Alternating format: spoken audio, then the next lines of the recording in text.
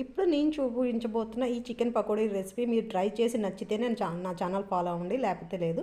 First chicken పీసులని చిన్నగా కోసేసుకొని నీట్గా కడుక్కొని ఉప్పు, కారం, పసుపు, జీలకర్ర పొడి ఇంకా చికెన్ మసాలా పొడిని కూడా వేసుకోండి. చికెన్ మసాలా పొడిని వేసుకున్న తర్వాత కొద్దిగా టేస్టింగ్ సాల్ట్ వేసుకోండి, ఎందుకంటే చాలా మంచి టేస్ట్ వస్తుంది దానికి.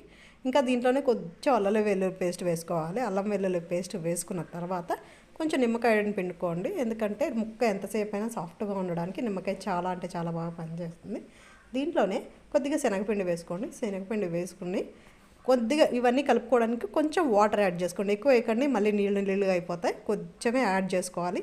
తర్వాత ఒక పావు గంట పక్కన పెట్టేయండి దీన్ని. ఆ తర్వాత కడాయిలో ఆయిల్ పోసుకొని దీంట్లోనే కొద్దిగా చికెన్ పకోడీ వేసుకొని వేపుకుంటూ ఉండాలి.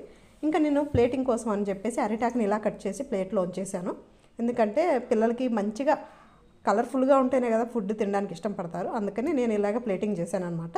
సో ఇంకా అలా కొద్దిగా వేసేసుకొని దీంట్లోనే పీసెస్ అన్నీ నీట్గా ఫ్రై అన్నీ వేసేసుకున్నాను.